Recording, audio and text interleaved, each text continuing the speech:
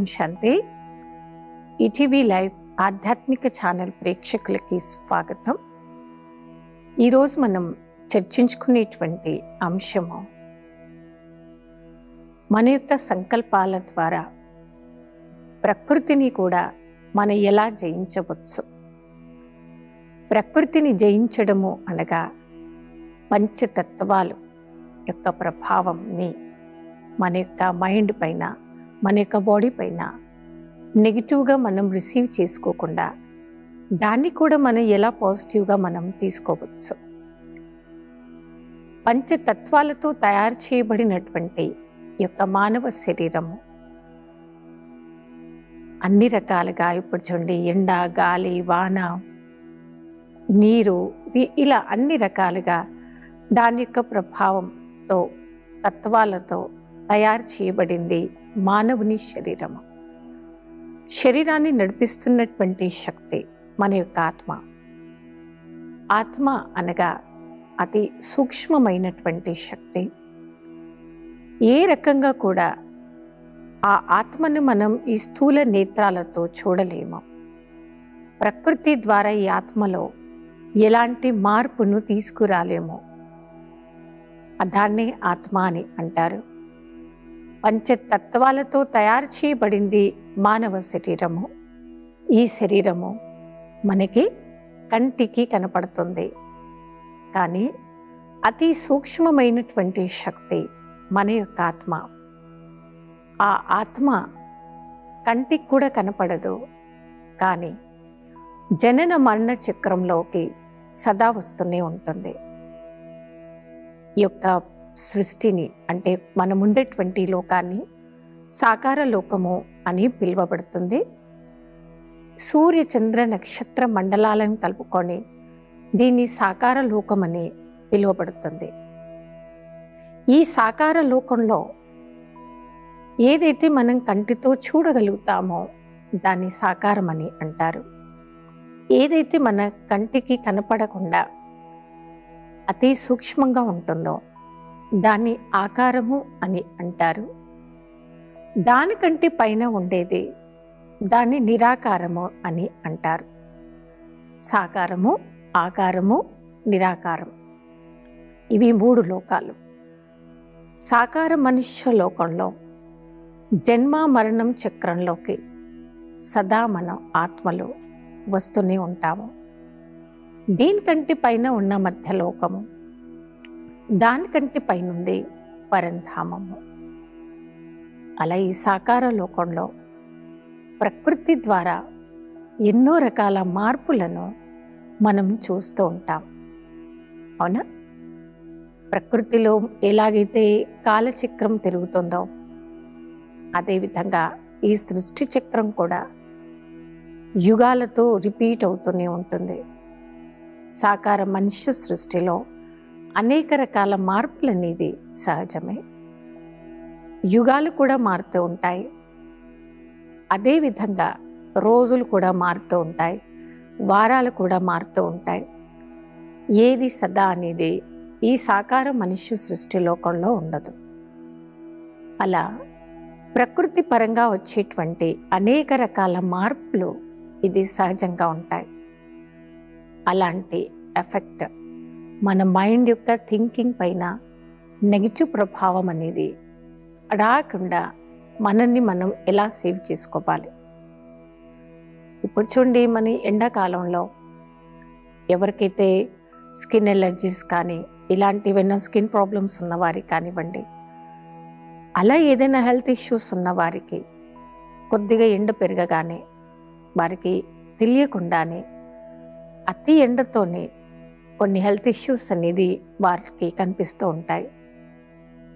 అదేవిధంగా మన యొక్క ఆలోచన ప్రభావం, ఒకవేళ మన యొక్క థింకింగ్లో అతిగా నెగిటివ్ ఉందనుకోండి, క్రోధము, ఆవేశం యొక్క ఆలోచనలు మన మనసులో నిత్యం వస్తూ ఉన్నాయనుకోండి, ఒకవేళ మానవుని మనస్సులో అతి నెగిటివ్, అతి ఫియర్ పెంచేది, అంటే క్రోధం పెంచేది, ఇతరుల పట్ల ఈర్ష్యతో కూడినటువంటి ఆలోచనలు మన మనసులో ఒకవేళ ఎక్కువయ్యాయి అనుకోండి, దాని యొక్క ప్రభావంతో మన మైండ్లో తెలియని ఫ్రస్ట్రేషన్ అనేది పెరుగుతూ ఉంటుంది. కొందరు అంటూ ఉంటారు, అసలు నాకేమైంది, నేను ఎందుకు ఇంత ఆలోచిస్తూ ఉన్నాను, ఇక్కడ ఏం పెరిగింది, అక్కడ విషయం ఏమీ లేదు, అతిగా ఆలోచిస్తున్నారు, అది మీరు చేస్తున్నటువంటి రాంగ్ పద్ధతి. ఆలోచనలు అందరూ ఆలోచిస్తూ ఉండి దాన్ని మనం స్టాప్ చేయలేము, స్టాప్ చేయాల్సిన అవసరం కూడా లేదు. 4 రకాల ఆలోచనలు ప్రతి ఒక్కరి మనిషి మనసులోకి వస్తూ ఉంటాయి. Negative, positive, necessary and waste, అలా 4 రకాల ఆలోచనలు. ఒకవేళ నా ఆలోచనలలో నెగిటివ్ ఫోర్స్ ఎక్కువ ఉందనుకోండి, లేదా వేస్ట్ ఫోర్స్ అనేది ఎక్కువ ఉంది, మిస్అండర్స్టాండింగ్స్ ఒకవేళ ఎక్కువగా ఉన్నాయనుకోండి, ఎలాగైతే ఎండ యొక్క ప్రభావంతో మన యొక్క స్కిన్ మన బాడీకి ఎఫెక్ట్ అవుతుందో, మన ఆలోచనల్లో నెగిటివ్ అండ్ వేస్ట్ అనేది ఎక్కువ అవ్వటంతో మన యొక్క మైండ్ యొక్క స్ట్రక్చర్, మన మనసు యొక్క స్థితిలో క్రోధము, ఆవేశం అనేది ఎక్కువ అవుతూ ఉంటుంది. క్రోధము మరియు ఆవేశంతో కూడినటువంటి ఆలోచనలు నా మనసు అతిగా ఆలోచిస్తుంది అనుకోండి, దాని యొక్క ప్రభావంతో క్రోధం అనేది, ఈర్ష్య అనేది మనకు ఎక్కువ అవుతూ ఉంటుంది. కొన్నిసార్లు కొందరి మనుషుల యొక్క మైండ్ స్ట్రక్చర్ మనం చూస్తూ ఉంటాం. వాళ్ళకి ఏదైనా ఆవేశం, క్రోధం వచ్చిందనుకోండి, దాన్ని ఓర్చుకోలేకపోతూ ఉంటారు. ఒక హ్యూమన్ నేచర్ ఉంటుంది, అతిగా కోరికలు, ఓవర్గా ఎక్స్పెక్టేషన్స్. ఆ ఓవర్గా ఎక్స్పెక్టేషన్ ఎప్పుడైతే మనిషి మనస్సులో పెరుగుతూ ఉంటాయో, అవి పూర్తి కానప్పుడు, పూర్తి చేసుకోలేనప్పుడు ఆ యొక్క ఆవేశాన్ని, క్రోధాన్ని పక్క వాటిపైన చూయిస్తూ ఉంటారు. దాన్ని టెన్షన్ ట్రాన్స్ఫర్మేషన్ అని అంటారు. పక్కవారిపైన ఆ టెన్షన్ని చూయించి వారు కూల్ అవుతూ ఉంటారు. అయితే ఇక్కడ మనం చేస్తున్న పొరపాటు ఏంటంటే, మనకి అతిగా ఆలోచనల ప్రభావం వలన మైండ్ డిస్టర్బ్గా ఉందనుకోండి, దాని ఎఫెక్ట్ మనం పక్కవారిపై రుద్దటంతో, సేమ్ అదే టైంలో పక్కవారు కూడా వీక్ మైండ్ వారు అయ్యి ఉంటే, మన యొక్క నెగిటివ్ థాట్స్, దాని ఎదుటిగా ఉండేటువంటి మైండ్ వారు కూడా నెగిటివ్ థాట్స్లోనే ఉన్నారు. మనం వీక్ మైండ్లో ఉంటాం, సేమ్ టైం ఎదుటి వారు కూడా వీక్ మైండ్లో ఉన్నారనుకోండి, అప్పుడు తెలియకుండానే వారికి మనకి మధ్య సంఘర్షణ అనేది ఏర్పడుతుంది. దాన్ని అంటారు థాట్ పొల్యూషన్. ఈ పొల్యూషన్ ఇప్పుడు చూడండి, ఒక బస్సు పోయింది, పూర్వం గూడ్స్ ట్రైన్స్ ఉండేవి. అలా గూడ్స్ ట్రైన్ ఒక్కసారి బయటకు పోగానే ఆ పొగ అనేది చుట్టుపక్కల స్ప్రెడ్ అయిపోయేది, అవునా? దాంతో ప్రకృతి మొత్తం పొల్యూట్ అయ్యేది. సేమ్ అదేవిధంగా దీన్ని అంటారు థాట్ పొల్యూషన్. మన సంకల్పాలలో నెగిటివ్ ఫోర్స్ అనేది ఎక్కువగా ఉండడం, మన మైండ్లో అంతటి ఫోర్స్ఫుల్గా నెగిటివ్ థాట్స్ ఎప్పుడైతే వస్తాయో, దాని యొక్క ప్రభావం పక్క వ్యక్తులపై లేదా వాతావరణంపై, ప్రకృతి పైన అది తొందరగా ఎఫెక్ట్ అవుతూ ఉంటుంది. ఓకే, కాబట్టి ఎక్కడైతే పవిత్ర శుద్ధ ఆలోచనలు కలిగినటువంటి యోగి ఆత్మలు ఉంటారో, వారి యొక్క వైబ్రేషన్స్ చుట్టుపక్కల వాతావరణం పైన పడుతూ ఉంటుంది. వైబ్రేషన్స్ అనేది చాలా ఫాస్ట్గా పనిచేస్తూ ఉంటాయి. ఓకే, అలా మీరు ఎంతో పాజిటివ్ యాటిట్యూడ్లో ఉంటారు, సకారాత్మకమైనటువంటి చింతన మీరు చేస్తూ ఉంటారు. దాని యొక్క ప్రభావం చుట్టుపక్కల వాతావరణం పైన కూడా పడుతూ ఉంటుంది. కొన్నిసార్లు కొందరు మనుషులను చూడగానే వారు మనని ఏమనుకున్నా, మనం వారిని ఏమనకున్నా యొక్క సంకల్పాల ప్రభావం అనేది, నెగిటివ్ ఫోర్స్ అనేది మన మైండ్కి ఎఫెక్ట్ చేస్తూ ఉంటుంది. ఆ ఎదుటి వ్యక్తి యొక్క నెగిటివ్ ఫోర్స్ ఇటువైపు కూడా నెగిటివ్గా ఉండేటువంటి వ్యక్తులై ఉన్నారనుకోండి, ఎఫెక్ట్ అయి అప్పుడు అక్కడ వైబ్రేషన్స్ కానివ్వండి, అక్కడ వాతావరణం కానివ్వండి, అక్కడ తెలియని ఘర్షణ అనేది మొదలవుతూ ఉంటుంది. కాబట్టి పరమాత్మ మనకు నిచ్చేటువంటి ఆజ్ఞ ఏంటంటే, సదా శుభ భావన, శుభ కామన మాత్రం మీలో కలిగి ఉండాలి. మీకు తెలియకుండానే ఆ వ్యక్తి గురించి మీరు ఏదో అతిగా తప్పుగా కోరుకొని ఉండవచ్చు, తప్పుగా ఆలోచించి ఉండవచ్చు. మనం ఆ వ్యక్తి గురించి తప్పు కోరుకున్నంత టైం, తప్పుగా ఆలోచించేంత టైం మనకి నార్మల్గానే ఉంటుంది, కూల్గానే మన మైండ్ ఉంటుంది. కానీ మీ యొక్క ఆలోచన ప్రభావం అటువైపు వ్యక్తి కూడా తప్పుడు ఆలోచించేటువంటి వ్యక్తి అయి ఉన్నారనుకోండి, ఈ నెగిటివ్ ఫోర్స్కి ఎఫెక్ట్ అవుతుంది. అప్పుడు వారిని చూడగానే, వారితో మాట్లాడగానే మీకు తెలియకుండానే మీరు ఏదైతే మనస్సులో ఆలోచించారో, రికార్డ్ చేసుకున్నారో తప్పుగా, అది బయటకి బాహ్య రూపంలో కనిపిస్తూ ఉంది. ఈ రకంగా ప్రకృతి యొక్క ప్రభావం మన మనసుపై పడి ఆలోచనలలో అనేక రకాల మార్పులు అనేది మనం చూస్తూ ఉంటాం. ఇది ఎక్కడైతే క్రోధం ఉంటుందో, ఎక్కడైతే క్రోధంతో కూడినటువంటి ఆలోచనలు ఉంటాయో, క్రోధం అంటే రెడ్ కలర్ అయిపోవడం. ఓకే, అంటే ఇప్పుడు చూడండి, అందుకే అంటారు చూడండి, వాళ్ళని నన్ను చూడగానే మొత్తం ఏమైపోయింది, కోపంతో ఎర్రగా అయిపోయాయి, కళ్ళు కూడా ఎర్రగా అయిపోయేంత కోపంతో నన్ను చూశారు. సో నెగిటివ్ ఫోర్స్ అనేది వీరి గురించి వారికి, వారి గురించి వీరికి తెలియకుండానే ఆ యొక్క ఆవేశంతో కూడినటువంటి ఆ యొక్క థాట్స్ నెగిటివ్ వేలో మన ఆత్మను కూడా వీక్ మైండ్గా చేస్తూ ఉంటాయి. అలా అవ్వకుండా ఉండాలి అంటే మెడిటేషన్లో దీనికి మంచి సాధన అనేది ఉంది. ఈ మెడిటేషన్లో మనం చేయాల్సింది ఏంటంటే, మన మనసు యొక్క సంబంధాన్ని నిత్యం పరమాత్ముడి యందు లగ్నం చేయడం. పరమాత్మ అనగా శక్తి సాగరుడు, సర్వశక్తివంతుడు, అశరీరి, అభోక్త, సర్వమాన్య, సర్వోజ్ఞ, స్వయంభూ, సర్వశక్తివాన్.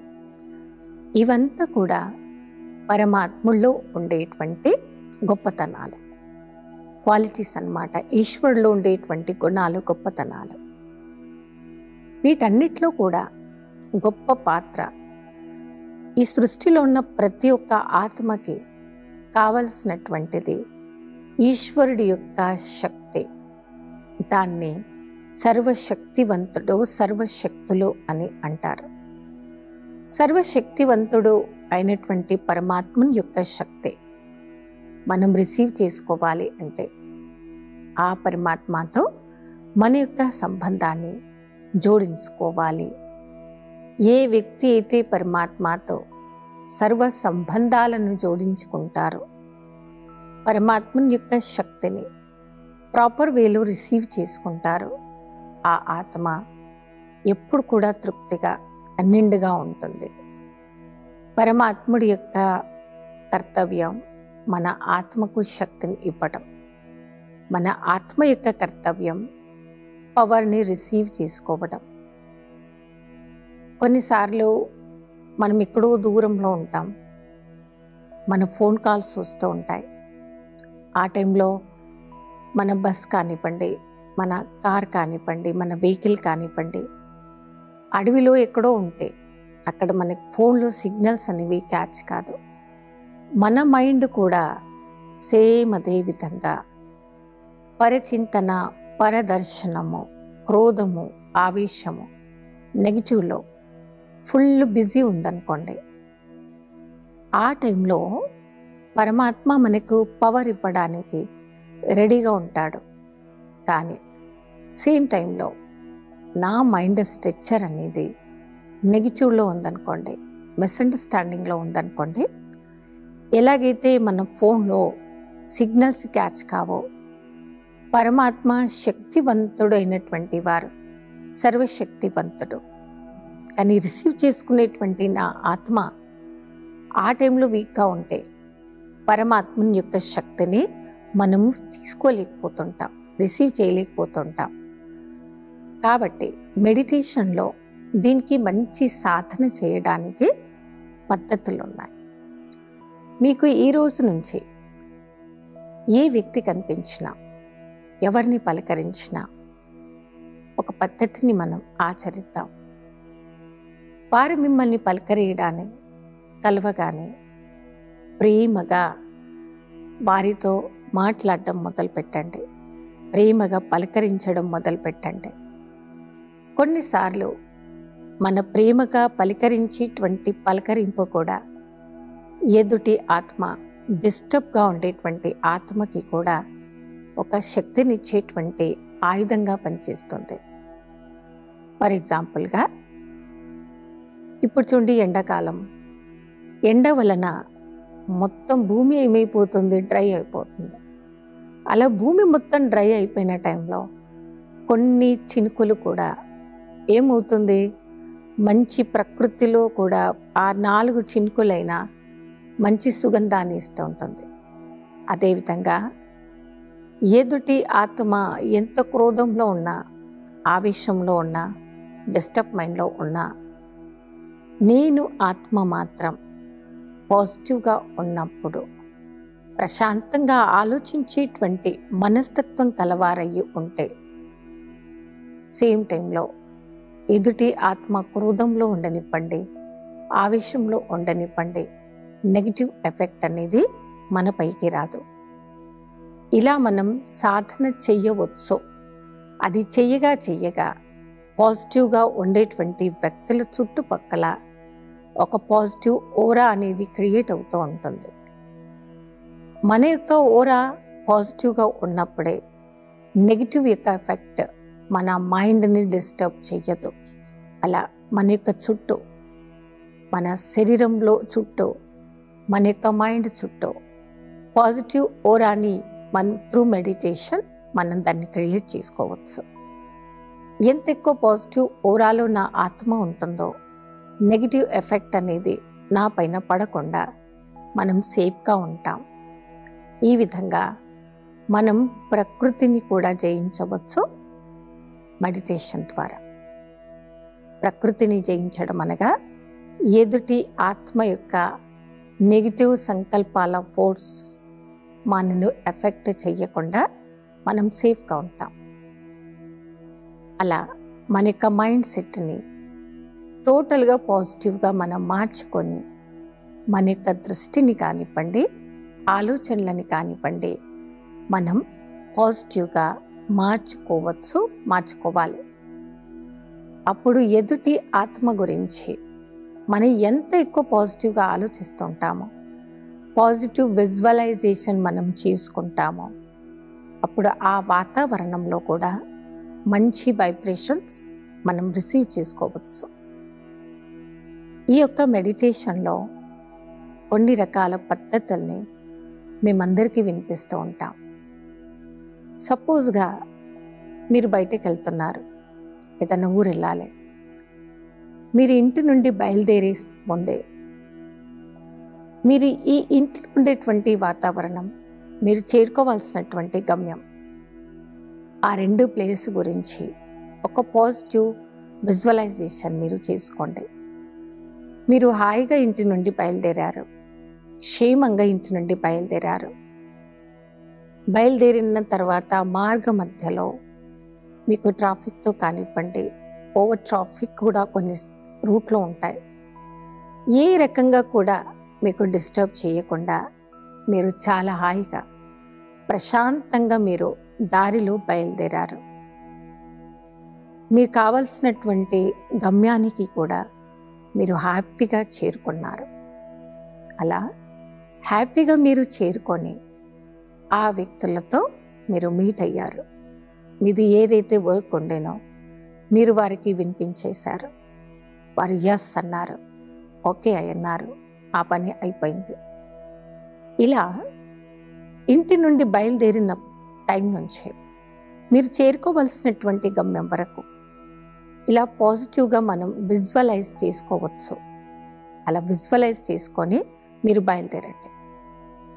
అలా బయలుదేరటంతో కూడా మన యొక్క సంకల్పాల ప్రభావంతో మనం చేరుకున్న గమ్యంలో అక్కడ ఉండేటువంటి ఆత్మ కూడా మన యొక్క వైబ్రేషన్స్తో మనం చూడగానే ఆ వ్యక్తి మనం పాజిటివ్గానే రిసీవ్ చేసుకుంటారు. కొందరికో నేచర్ ఉంటుంది, పని స్టార్ట్ చేసి ముందట ఆలోచిస్తూ ఉంటారు, ఇలా అవుతుందేమో, అలా అవుతుందేమో, వాళ్ళు అలా అంటారేమో, ఇలా అంటారేమో, ఇది జరుగుతుందేమో. ఇది చాలా రాంగ్ వే అండి. ఇలాంటి అలవాటు మనలో లేకపోతే చాలా సంతోషం. ఒకవేళ ఉంటే దాన్ని మార్చుకోండి. మీరు ఎక్కడున్నా, ఎక్కడికి వెళ్తున్నా ఆ యొక్క గమ్యం గురించి మనం పాజిటివ్గా ఆలోచిస్తూ పాజిటివ్ విజువలైజ్ చేసుకొని మనం బయలుదేరాలి. అప్పుడు చేరుకున్న గమ్యం నుండి రిటర్న్లో మనకి పాజిటివ్ రిజల్టే కనిపిస్తుంది. పని స్టార్ట్ చేసే ముందు పాజిటివ్గా విజువలైజేషన్ మనం చేసుకోవచ్చు. ఈ రకమైనటువంటి ప్రయోగాలు మనం చేయడమే దాన్ని అంటారు ప్రకృతిని జయించటం. అంటే ఎదుటి ఆత్మ యొక్క సంకల్పాల ప్రభావం అది ఎలా ఉన్నా, వారి ఎంత తప్పు కోరుకున్న వారైనా ఆ వ్యక్తి ఆ స్థానానికి చేరగానే మన యొక్క పాజిటివ్ వైబ్రేషన్స్ అక్కడ పాజిటివ్గానే మనకు దొరకాలన్నా ఇలాంటి ప్రయోగం యొక్క మెడిటేషన్లు మనం చేయవచ్చు. అంతేకాని క్రోధముతో కూడినటువంటి ఆలోచనలు మనం చేస్తూ ఎదుటి ఆత్మ నా గురించి అతిగా ప్రేమను ఇస్తారు, ప్రేమను పంచుతారు అని మనం తప్పు ఎక్స్పెక్టేషన్ ఎప్పుడు చేయకూడదండి. మనం పాజిటివ్గా ఎంత థింక్ చేస్తామో అక్కడ చేరుకున్నటువంటి ప్లేస్ నుండి ఆ వైబ్రేషన్స్ కూడా మనకంతా పాజిటివ్గా వచ్చేస్తాయి. ఈ రకంగా మనం ప్రకృతిని కూడా జయించవచ్చు. ప్రకృతి నుండి కూడా మంచి శుభకరమైనటువంటి రిజల్ట్ని మనం పొందవచ్చు. సంకల్పాల ప్రభావంతో నెగిటివ్ సంకల్పాలను, నెగిటివ్ కోరుకునేటువంటి వ్యక్తులతో మనల్ని మనం ఎలా కాపాడుకోవాలి, ప్రకృతిని జయించుతూ మనం క్రోధాన్ని కూడా ఎలా జయించాలి అనే అంశం గురించి ఈరోజు ఎన్నో విషయాలను చర్చించుకున్నాము. రాబోయే ఎపిసోడ్లో మరికొన్ని కొత్త విషయాలతో కలుద్దాము. అప్పటి వరకే ఓం శాంతి.